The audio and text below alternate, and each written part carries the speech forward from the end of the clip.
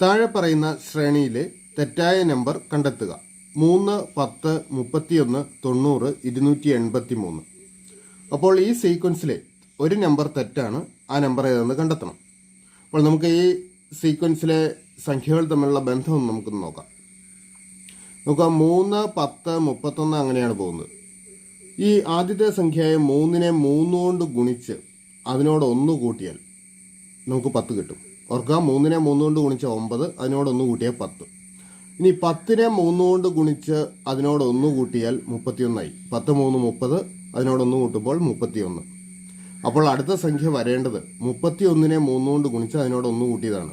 നോക്കുക, 31 ഗുണം 3 അധികം 1 എത്രയെന്ന് വരും? 31നെ 3 കൊണ്ട് ഗുണിച്ചാൽ 93 വരും. 93നോട് 1 കൂട്ടിയാൽ 94 വരും. അപ്പോൾ 94 ആയിരുന്നു ഈ 90ന്റെ സ്ഥാനത്ത് വരേണ്ടിയിരുന്നത്. അതുകൊണ്ട് തെറ്റായ സംഖ്യ 90 ആണ്. ശരിയുത്തരം ഓപ്ഷൻ സി. ഒരു വിദ്യാർത്ഥി വിജയിക്കണമെങ്കിൽ ഒരു പരീക്ഷയിൽ 40% മാർക്ക് നേടിയിരിക്കണം. അവൻ 320 മാർക്ക് വാങ്ങി 80 മാർക്കിന് തോറ്റു. എന്നാൽ പരമാവധി മാർക്ക് എത്ര? ഇവിടെ ഒരു വിദ്യാർത്ഥി വിജയിക്കണമെങ്കിൽ ഒരു പരീക്ഷയിൽ 40% മാർക്ക് നേടിയിരിക്കണം. കുറഞ്ഞത് 40% മാർക്ക് വാങ്ങണം. 320 മാർക്ക് വാങ്ങിയ വിദ്യാർത്ഥി 80 മാർക്കിനാണ് തോറ്റത്. അപ്പോൾ 320 വാങ്ങി 80 മാർക്കിന് തോറ്റു. അപ്പോൾ ജയിക്കാൻ വേണ്ട കുറഞ്ഞ മാർക്ക് എന്ന് പറയുന്നത് 320 + 80 = 400 ആണ്. ഇവിടെ പറഞ്ഞിരിക്കുന്നു 40% മാർക്ക് നേടിയാൽ ജയിക്കും എന്ന്. അതുപോലെ ജയിക്കാൻ വേണ്ട കുറഞ്ഞ മാർക്ക് 400ഉമാണ്. അപ്പോൾ ഈ പരീക്ഷയുടെ ആകെ മാർക്കിൻ്റെ 40% എന്ന് പറയുന്നതാണ് ഈ 400. നമുക്ക് മുഴുവൻ മാർക്ക് കണ്ടുപിടിക്കണം. ഓർക്കുക, 40% 400 ആണെങ്കിൽ 10% നമുക്ക് വളരെ എളുപ്പത്തിൽ കാണാം. കാരണം 40നെ 4 കൊണ്ട് ഹരിച്ചാൽ 10 കിട്ടും. അപ്പോൾ 10% എത്രയെന്ന് കണ്ടുപിടിക്കാൻ, ആകെ മാർക്കിൻ്റെ 10% എത്രയെന്ന് കാണാൻ 400നെ 4 കൊണ്ട് ഹരിച്ചാൽ മതി, അതായത് 100. ഇനി ആകെ മാർക്കിൻ്റെ 10% 100ആണ്. 10% എന്ന് പറഞ്ഞാൽ 10-1 ഭാഗം. അപ്പോൾ ആകെ മാർക്ക് കണ്ടുപിടിക്കാൻ ഈ 100ന്റെ 10 ഇരട്ടി കണ്ടാൽ മതി. 100ന്റെ 10 ഇരട്ടി എന്ന് പറഞ്ഞാൽ 1000. ഓർക്കുക, ആകെ മാർക്കിൻ്റെ 10-1 ഭാഗമാണ് 100. അപ്പോൾ ആകെ മാർക്ക് എന്ന് പറയുന്നത് 100ന്റെ 10 ഇരട്ടി, അതായത് 1000. ശരിയുത്തരം ഓപ്ഷൻ ബി. അരുൺ ബസ്സിൽ 25 കിലോമീറ്റർ 50 മീറ്ററും കാറിൽ 7 കിലോമീറ്റർ 265 മീറ്ററും ബാക്കി 1 കിലോമീറ്റർ 30 മീറ്ററും നടന്നു. അവൻ ആകെ എത്ര കിലോമീറ്റർ ദൂരം സഞ്ചരിച്ചു? ഇവിടെ അരുൺ എന്ന വ്യക്തി ബസ്സിൽ 25 കിലോമീറ്റർ 50 മീറ്റർ സഞ്ചരിച്ചു. കാറിൽ 7 കിലോമീറ്റർ 265 മീറ്റർ സഞ്ചരിച്ചു. ബാക്കി 1 കിലോമീറ്റർ 30 മീറ്റർ ഇയാൾ നടക്കുകയും ചെയ്തു. അപ്പോൾ ഇയാൾ ആകെ സഞ്ചരിച്ച ദൂരമാണ് നമുക്ക് കണ്ടുപിടിക്കേണ്ടത്. നമുക്ക് ആദ്യം ഈ കിലോമീറ്ററുകളൊക്കെ ഒന്ന് കൂട്ടാം. അപ്പോൾ 7 1 8, 8 5 13 3, ഇഷ്ടം 1, 2 1 3, 33 കിലോമീറ്റർ.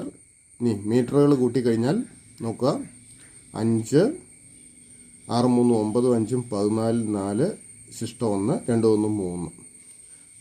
അപ്പോൾ 33 കിലോമീറ്റർ 345 മീറ്ററാണ് അയാൾ സഞ്ചരിച്ചത്. ഇനി അയാൾ സഞ്ചരിച്ച ദൂരം കിലോമീറ്ററിലാണ് നമുക്ക് വേണ്ടത്. അപ്പോൾ ഈ 345 മീറ്ററിനെ കൂടെ കിലോമീറ്ററിലാക്കണം. അതിനായിട്ട് 1000 കൊണ്ട്, മീറ്ററിനെ കിലോമീറ്റർ ആക്കാൻ 1000 കൊണ്ട് ഹരിച്ചാൽ മതി. അപ്പോൾ ഇതിനെ 1000 കൊണ്ട് ഹരിക്കുമ്പോൾ 0.345 കിലോമീറ്റർ എന്ന് വരും. അപ്പോൾ 33 കിലോമീറ്റർ ഇവിടെ ഉണ്ട്. അപ്പോൾ 33.345 കിലോമീറ്റർ ദൂരമാണ് അയാൾ സഞ്ചരിച്ചത്. ശരിയുത്തരം ഓപ്ഷൻ എ. റൈഡ് എന്നത് 36ആയും ഡെസ്ക് എന്നത് 39ആയും കോഡ് ചെയ്തിട്ടുണ്ടെങ്കിൽ റിസ്കിൻ്റെ കോഡ് എന്തായിരിക്കും? ഇവിടെ റൈഡിൻ്റെ കോഡ് 36ആണ്. ഡെസ്കിൻ്റെ കോഡ് 39ആണ്. നമുക്ക് റിസ്കിൻ്റെ കോഡ് കണ്ടുപിടിക്കണം. നോക്കുക, റൈഡിൻ്റെ കോഡ് 36 വന്നത് എങ്ങനെയെന്ന് നമുക്ക് നോക്കാം. ഈ ഓരോ അക്ഷരങ്ങൾക്കും ഇംഗ്ലീഷ് അക്ഷരമാലയിലെ അവയുടെ ക്രമനമ്പറാണ് അതിൻ്റെ കോഡായിട്ട് നൽകിയിരിക്കുന്നത്. ആ കോഡുകളുടെ എല്ലാം കൂടെ തുകയാണ് 36. നോക്കുക, ആർ എന്ന് പറയുന്നത് 18ാമത്തെ അക്ഷരമാണ്, ഐ 9ാമത്തെ അക്ഷരം, ഡി 4ാമത്തെ അക്ഷരവും, ഇ 5ാമത്തെ അക്ഷരവും. ഈ 4 സംഖ്യകൾ കൂട്ടിക്കഴിഞ്ഞാൽ നോക്കുക, 5 4 9, 9 9 18, 18ഉം 18ഉം കൂടെ കൂട്ടുമ്പോൾ 36 കിട്ടും. ഈ തുക കിട്ടും, 36 കിട്ടും. അതുപോലെ ഡെസ്കിൻ്റെ കോഡ് വന്നത് നോക്കുക, ഡി 4ാമത്തെ അക്ഷരം, ഇ 5ാമത്തെ അക്ഷരം. എസ് 19ാമത്തെ അക്ഷരവും കെ 11ാമത്തെ അക്ഷരവുമാണ്. അപ്പോൾ 11ഉം 19 കൂടെ കൂട്ടുമ്പോൾ 30ആയി. 30, 5, 35, 4, 39, അങ്ങനെ 39 വന്നു. അപ്പോൾ റിസ്കിൻ്റെ കോഡ് കിട്ടാനായിട്ട് ഈ അക്ഷരങ്ങളുടെ ക്രമനമ്പർ എഴുതി അവയുടെ തുക കാണാം. 6 18ാമത്തെ അക്ഷരമാണ്, ഐ 9ാമത്തെ അക്ഷരം, എസ് 19ാമത്തെ അക്ഷരവും കെ 11ാമത്തെ അക്ഷരവും.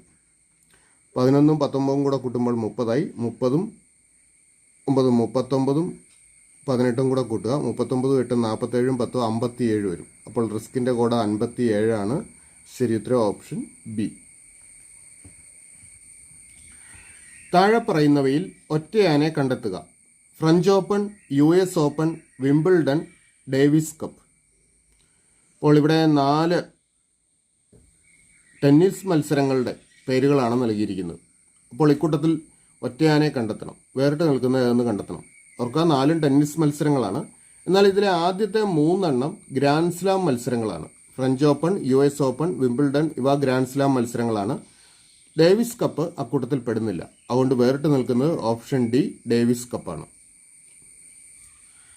സീത 1 മണിക്കൂർ കൊണ്ട് ഒരു പുസ്തകത്തിൻ്റെ 4/1 ഭാഗം വായിച്ചു തീർത്തു. 2ഉം 5/1 മണിക്കൂറിനുള്ളിൽ പുസ്തകത്തിൻ്റെ എത്ര ഭാഗം വായിക്കും? ഇവിടെ സീത 1 മണിക്കൂർ കൊണ്ട് ഒരു പുസ്തകത്തിൻ്റെ 4/1 ഭാഗം വായിച്ചു തീർത്തു. അപ്പോൾ 2ഉം 5/1 മണിക്കൂർ കൊണ്ട് ഈ പുസ്തകത്തിൻ്റെ എത്ര ഭാഗം വായിക്കും എന്നാണ് കണ്ടുപിടിക്കേണ്ടത്. അപ്പോൾ 1 മണിക്കൂറിൽ 4/1 ഭാഗമാണ് വായിക്കുന്നത്. അപ്പോൾ 2ഉം 5/1 മണിക്കൂറിൽ പുസ്തകത്തിൻ്റെ എത്ര ഭാഗം വായിക്കും എന്ന് കണ്ടുപിടിക്കാൻ ഈ 2ഉം 5/1 കൊണ്ട് 4/1 ഗുണിച്ചാൽ മതി. അപ്പോൾ 2ഉം 5/1 ഗുണം 4/1 കണ്ടുപിടിക്കണം. അപ്പോൾ ഇവിടെ മിശ്രഭിന്ന രൂപത്തിലാണ് നൽകിയിരിക്കുന്നത്. അപ്പോൾ ഇതിനെ ഒന്ന് രൂപമാറ്റം വരുത്താൻ നമുക്ക്. അതിനായിട്ട് ഈ 2 കൊണ്ട് 5നെ ഗുണിക്കുക. 2, 5, 10, 10, 1, 11. 11 അംശമായിട്ട് എഴുതുക, ഛേദമായിട്ട് 5 തന്നെ. അപ്പോൾ 5ൽ 11 വരും. അതിനെ 4/1 കൊണ്ട് ഗുണിക്കുക. സമം എത്ര വരും? അംശങ്ങൾ തമ്മിൽ ഗുണിച്ച അംശമായിട്ട് എഴുതുക. 11, 1, 11, 5, 4, 20. അപ്പോൾ 20ൽ 11 ഭാഗം വായിച്ചിരിക്കും. അപ്പോൾ ഉത്തരമായി വരേണ്ടത് 20ൽ 11. ശരി ഉത്തരം ഓപ്ഷൻ ഡി. 2025 കലണ്ടർ ഡാഷ് വർഷത്തിന് സമാനമായിരിക്കും. ഇവിടെ 2025 കലണ്ടർ ഈ താഴെ തന്നിരിക്കുന്നതിൽ ഏത് വർഷത്തിലെ കലണ്ടറിന് സമാനമായിരിക്കും എന്നാണ് കണ്ടുപിടിക്കേണ്ടത്. അപ്പോൾ ഇത് കണ്ടുപിടിക്കാൻ നമുക്കൊരു എളുപ്പ മാർഗ്ഗമുണ്ട്. 2025 4 കൊണ്ട് ഹരിക്കുക. 2025 4 കൊണ്ട് ഹരിച്ചാൽ 20ൽ 5 തവണയാണ് 4 ഉള്ളത്. 5, 4, 20. 2 ഇറക്കി എഴുതുന്നു. 2ൽ 4 അടങ്ങില്ല, കൊണ്ട് 0 കൊടുക്കുക. 5 ഇറക്കി എഴുതുക.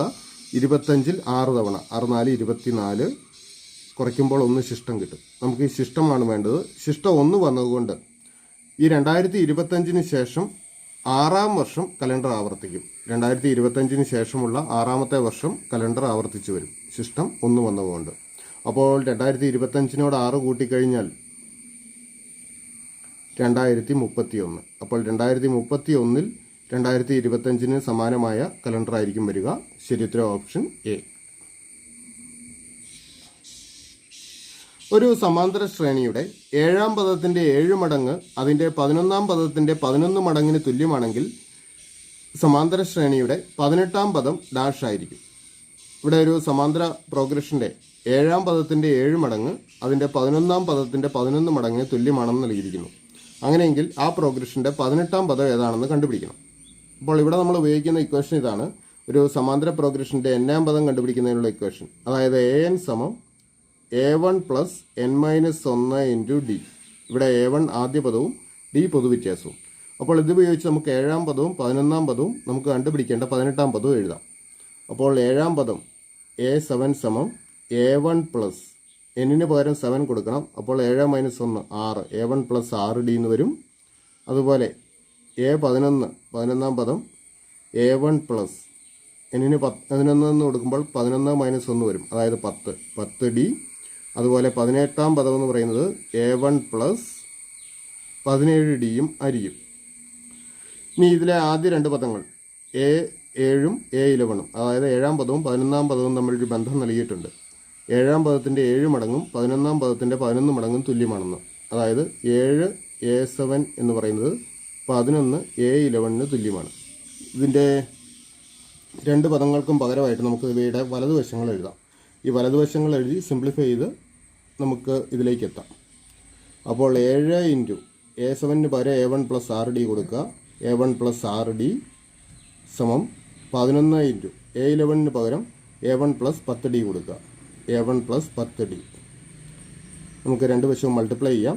അപ്പോൾ 7A1 പ്ലസ് 7 42D സമം 11A1 പ്ലസ് 110D എന്ന് വരും. നമുക്ക് ഡിയുടെ ടേം ഒരു വശത്തേക്കും A1ൻ്റെ ടേം മറുവശത്തേക്കും കൊണ്ടുവരാം. അപ്പോൾ A1നെ ഇങ്ങോട്ട് കൊണ്ടുവരാം. 7A1 മൈനസ് 11A1 സമം 110D മൈനസ് 42D എന്ന് വരും. 7A1 നിന്ന് 11A1 കുറച്ച് കഴിഞ്ഞാൽ മൈനസ് 4A1 കിട്ടും. മൈനസ് 4A1 സമം 110 നിന്ന് 42 കുറച്ച് കഴിഞ്ഞാൽ 68 വരും. അപ്പോൾ 68D എന്ന് കിട്ടും. ഈ രണ്ട് വശവും 4ൻ്റെ മൾട്ടിപ്പിൾസ് ആണ്. 4ൻ്റെ മൾട്ടിപ്പിൾസ് ആയതുകൊണ്ട് 4 കൊണ്ട് രണ്ട് വശവും ഹരിക്കാം. രണ്ട് വശവും ഹരിക്കുമ്പോൾ മൈനസ് A1 സമം 17D എന്ന് വരും. ഇനി ശ്രദ്ധിക്കുക, ഈ A1നെയും കൂടെ വലതുവശത്തേക്ക് കൊണ്ടുപോയാൽ ഇടതുവശം 0വും വലതുവശം A1 പ്ലസ് 17D എന്നും ആവും. അതായത് A1 പ്ലസ് 17D എന്ന് പറയുന്നത് 0ആണ്. അതായത് A1 പ്ലസ് 17D ആണ് 18ാം പദം. അതായത് 18ാം പദം 0 ആയിരിക്കും. ശരി ഉത്തരം ഓപ്ഷൻ ബി. 10 സെൻറ്റിമീറ്റർ വ്യാസമുള്ള ഈയത്തിൻ്റെ ഖരഗോളത്തിൽ നിന്ന് 2 സെൻറ്റിമീറ്റർ വ്യാസമുള്ള എത്ര പന്തുകൾ നിർമ്മിക്കാൻ കഴിയും? 10 സെൻറ്റിമീറ്റർ വ്യാസമുള്ള ഈയത്തിൻ്റെ ഖരഗോളത്തിൽ നിന്ന് 2 സെൻറ്റിമീറ്റർ വ്യാസമുള്ള എത്ര പന്തുകൾ നിർമ്മിക്കാൻ കഴിയും എന്നാണ് കണ്ടുപിടിക്കേണ്ടത്. അപ്പോൾ ഇവിടെ ഗോളത്തിൻ്റെ വ്യാപ്തത്തിൻ്റെ ഇക്വേഷൻ നമുക്കിവിടെ യൂസ് ചെയ്യണം. ഗോളത്തിൻ്റെ വ്യാപ്തം കാണുന്നതിനുള്ള ഇക്വേഷൻ ഓർക്കുക. V സമം 4/3 പൈ ആർ ക്യൂബ് ആണ്. 4/3 പൈ ആർ ക്യൂബ്. അപ്പോൾ 10 സെൻറ്റിമീറ്റർ വ്യാസമുള്ള ഒരു ഗോളത്തിൻ്റെ വ്യാപ്തം എത്രയെന്ന് നമുക്ക് ആദ്യം കണ്ടുപിടിക്കാം. നോക്കുക, 10 സെൻറ്റിമീറ്റർ വ്യാസമെങ്കിൽ ആരം എന്ന് പറയുന്നത് 5 സെൻറ്റിമീറ്റർ ആയിരിക്കും. അതുപോലെ ഇവിടെ 2 സെൻറ്റിമീറ്റർ വ്യാസമെങ്കിൽ ആരം 1 സെൻറ്റിമീറ്ററും ആയിരിക്കും. അക്കാര്യം ശ്രദ്ധിക്കുക. അപ്പോൾ 10 സെൻറ്റിമീറ്റർ വ്യാസമുള്ള ഗോളത്തിൻ്റെ വ്യാപ്തം എന്ന് പറയുന്നത് 4/3 പൈ, ആറിൻ്റെ സ്ഥാനത്ത് 5 കൊടുക്കുക, 5 ക്യൂബ്, പൈ ഇൻറ്റു 5 ക്യൂബ്. അതുപോലെ 2 സെൻറ്റിമീറ്റർ വ്യാസമുള്ള ഗോളത്തിൻ്റെ വ്യാപ്തമോ അത് 4/3 പൈ, ആറിൻ്റെ സ്ഥാനത്ത് 1 ക്യൂബ്, പൈ ഇൻറ്റു 1 ക്യൂബ്.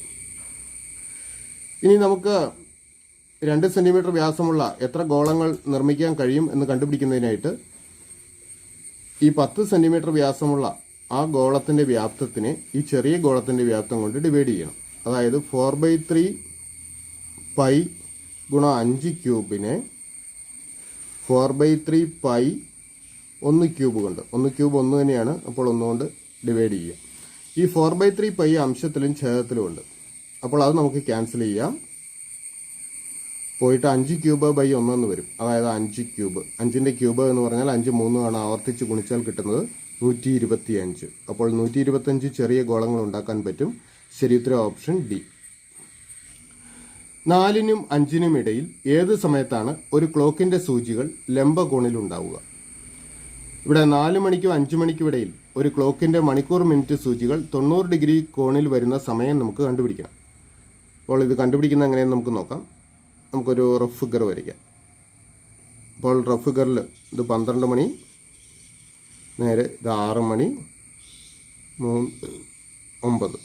ഇതിനിടയ്ക്കുള്ള സമയം മണിക്കൂറുകൾ കൂടി അടയാളപ്പെടുത്താം. 1 2 4 5 7 8 ഇത്രയും മതിയാവും. നമുക്ക് 4 മണിക്കും 5 മണിക്കും ഇടയിൽ സൂചികൾ ലംബകോണിലുണ്ടാകുന്ന സമയമാണ് കണ്ടുപിടിക്കേണ്ടത്. തൽക്കാലം നമുക്ക് 4ന് നേരെ ഒരു സൂചിയെ വരയ്ക്കുക. അപ്പോൾ 90 ഡിഗ്രി കോണിൽ അടുത്ത സൂചി വരണമെങ്കിൽ ആ സൂചി ഏത് മണിക്കൂറിന് നേരെയാണെന്ന് നോക്കണം. ഏത് നമ്പറിന് നേരെ വരണം എന്നുള്ളതൊന്ന് ആലോചിക്കുക. നോക്കുക, ഈ 2 നമ്പേഴ്സിനിടയിലുള്ള കോൺ 30 ഡിഗ്രി ആയിരിക്കും എന്നുള്ള കാര്യം ഓർക്കുക. അപ്പോൾ 90 ഡിഗ്രി വരണമെങ്കിൽ ഒന്നുകിൽ രണ്ടാമത്തെ സൂചി 1ന് നേരെ വരണം, അല്ലെങ്കിൽ താഴോട്ട് 3 സംഖ്യ മാറിയാൽ 7ന് നേരെ വരണം. ഈ 2 പൊസിഷനിൽ വരുമ്പോൾ 90 ഡിഗ്രി ആവും. അപ്പോൾ നമുക്ക് 4 മണിക്ക് ശേഷം ക്ലോക്കിൻ്റെ സൂചികൾ 90 ഡിഗ്രി വരുന്ന സമയമാണ് കണ്ടുപിടിക്കേണ്ടത്. അത് കണ്ടുപിടിക്കുന്നതിനായിട്ട് നമുക്ക് ഈ 2 നമ്പേഴ്സ് വേണം, 1ഉം 7ഉം നമുക്ക് വേണം. അപ്പോൾ ആദ്യം 4 മണിക്ക് ശേഷം ആദ്യം ക്ലോക്കിൻ്റെ സൂചികൾ 90 ഡിഗ്രിയിൽ വരുന്ന സമയം കണ്ടുപിടിക്കാനായിട്ട് ഈ 1നെ 5ഉം 11-5 കൊണ്ട് ഗുണിക്കുക. 5ഉം 11-5, 1നെ 5ഉം 11-5 കൊണ്ട് ഗുണിച്ചാൽ 5ഉം 11-5 തന്നെ. അപ്പോൾ 5ഉം 11-5 മിനിറ്റിൽ സൂചികൾ 90 ഡിഗ്രിയിലെത്തും. 4 മണി 5ഉം 11-5 മിനിറ്റിൽ ആദ്യം സൂചികൾ 90 ഡിഗ്രിയിലെത്തും. ഇനി ഒരു പ്രാവശ്യം കൂടെ വരും. അത് കണ്ടുപിടിക്കാനായിട്ട് നമുക്ക് 7 എടുക്കണം. അപ്പോൾ 7 കൊണ്ട് 5ഉം 11-5 മിനിറ്റിനെ ഗുണിക്കുക. 7 കൊണ്ട് 5ഉം 11-5നെ ഗുണിക്കണം.